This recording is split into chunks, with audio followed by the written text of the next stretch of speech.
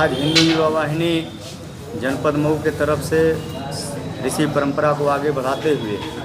नवरात्र के पावन अवसर पर हिंदू युवा वाहिनी कोपागंज ब्लॉक नगर इकाई द्वारा नगर में फलहार कार्यक्रम का आयोजन किया गया, जिसमें सैकड़ों की संख्या में कार्यकर्ता उपस्थित हुए। कोविड-19 का पालन करते हुए कार्यक्रम का आयोजन किया गया है और निरंतर इस कार्यक्रम को हम लोग आगे बढ़ाते रहेंगे, जिससे हिंदुत्व को मजबूती मिल सके।